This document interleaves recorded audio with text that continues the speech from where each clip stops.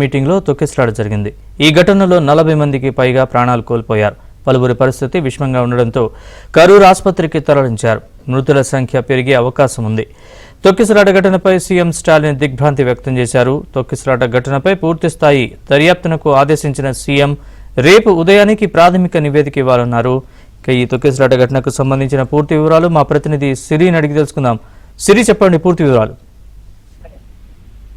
తమిళ వ్యక్తి కళగం పార్టీ అధినేత cine star Vijay ఈ రోజు నామక్కల్ అలాగే కరూరు జిల్లాలో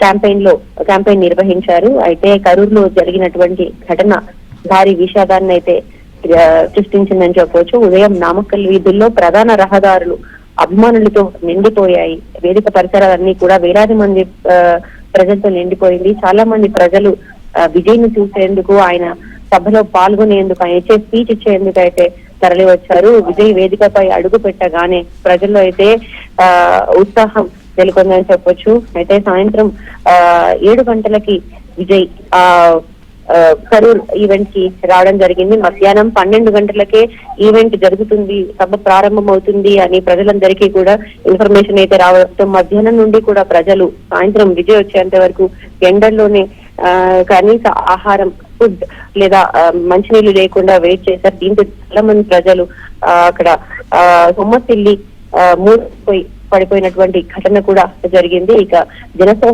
సందోహం అంతా కూడా విజయ్ రావడంతో ఒక్కసారి ముందుకు కదిలింది. దీంతో అక్కడ ఉన్నటువంటి గోడ ప్రజల ఒత్తిడి కారణంగా తట్టుకోలేక కుప్పకూలిపోయింది. దీంతో తొక్కిసలాట జరిగింది. కొంచెం సేపటి వరకు అక్కడ పరిస్థితి అంతా కూడా అయోమయంగా మారిపోయింది. గోడ కూడడం వల్ల ప్రజల్లో అయితే పానిక్ ఏర్పడింది అని చెప్పొచ్చు. కొంతమంది మూర్ఛపోయి పడిపోయారు.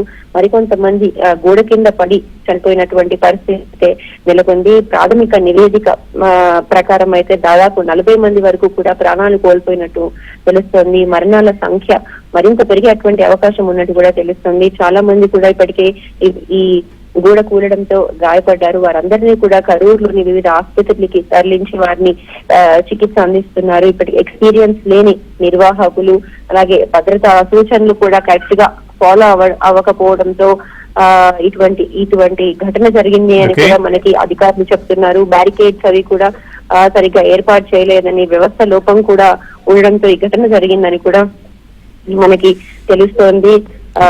ఇక ఇప్పటికే ప్రధాని మోదీ కూడా ఇదే విషయంపై కూడా ట్వీట్ చేయడం జరిగింది.